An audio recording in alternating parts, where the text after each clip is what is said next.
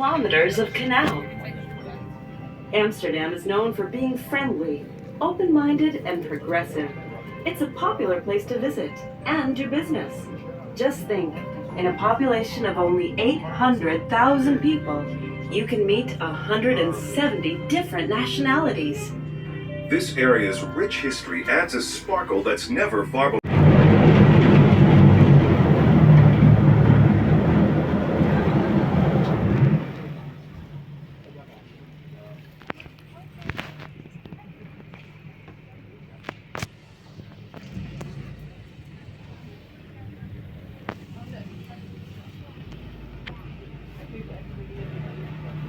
Longbows, crossbows, and early firearms called arquebuses kept watch over the wide expanses below.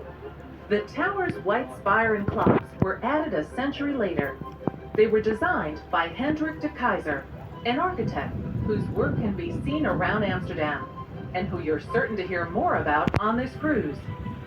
The clocks couldn't keep time, and the tower's bells rang out randomly, so locals gave it the nickname Silly Jack. Not long after the spire and clocks were added, the tower began to list to one side. With some effort, it was pulled to rights. You might be wondering why so many buildings in the city tip to one side. Sand and soil is very soft. Because of this, buildings were generally designed to be as light as possible. None were very tall, and they often had lots of windows. For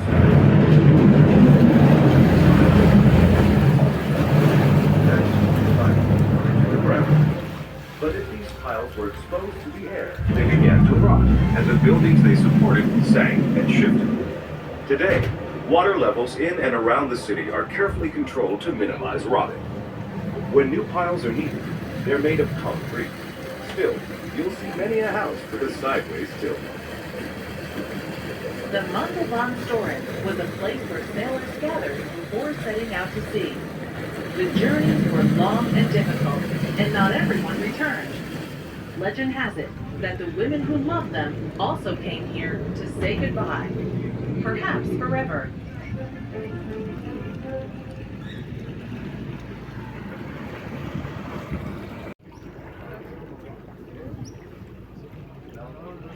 Tá vendo, filho? Aqui tem um monte de barco ancorado e as pessoas moram neles.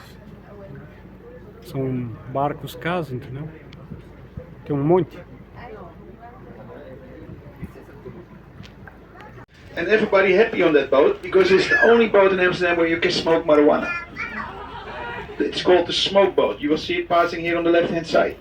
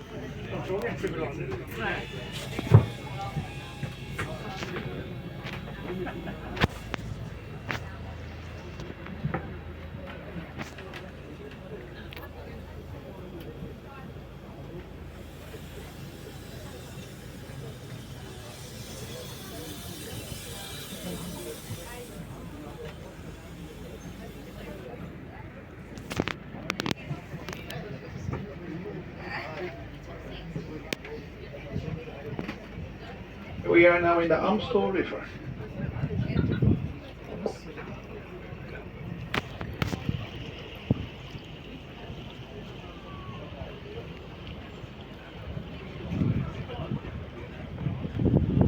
And have a look here on the left, just a little bit in front, here on the left. 7 houses, and they're all leading to one side. We call them the dancing houses.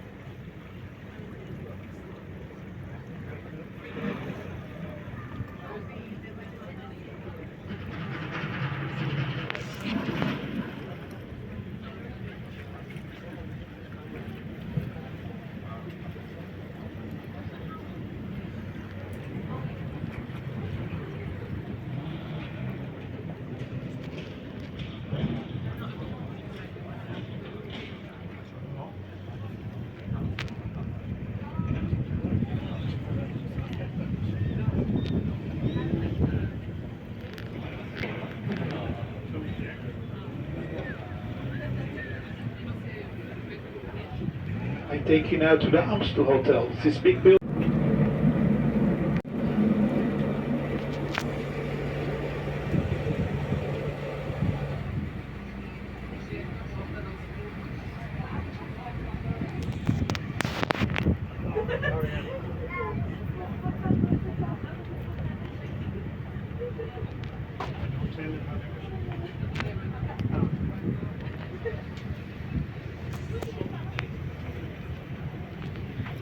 Freedom of religion, free speech, sexual freedom. All of these are outlawed in parts of the world. We are glad to say that we can take freedom for granted in the Netherlands.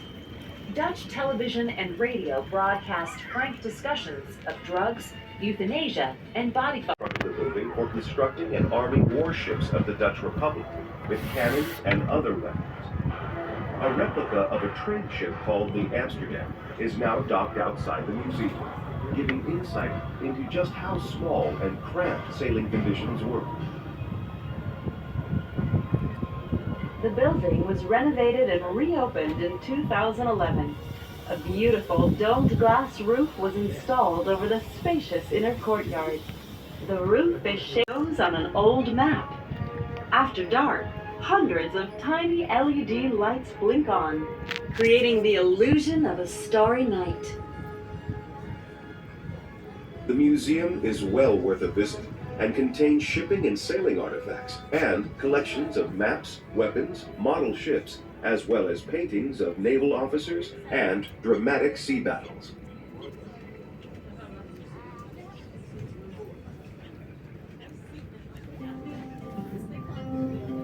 We are now in the Oosterdock, or East Harbor.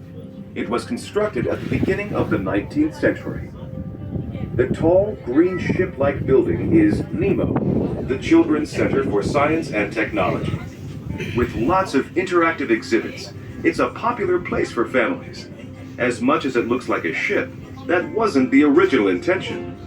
The famous Italian architect, Renzo Piano, designed NEMO as an inverse reflection of the A tunnel, which runs beneath it. The building's height equals the depth of the tunnel.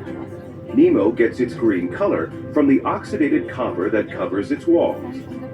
There's a unique sand-filled terrace on the roof where you'll find sunbathers searching for rays while enjoying beautiful views of the harbor and the city.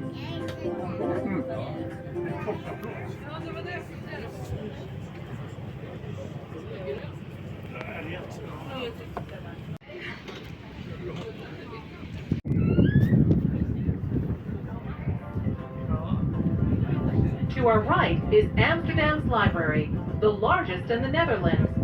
This 9-story building is nicknamed the Tower of Knowledge.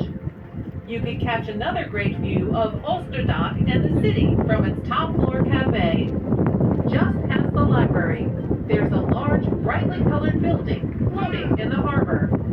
This is the Sea Palace, one of Amsterdam's many Asian restaurants. The city boasts a wide range of international restaurants, Turkish, Moroccan, French, Indonesian, that reflect its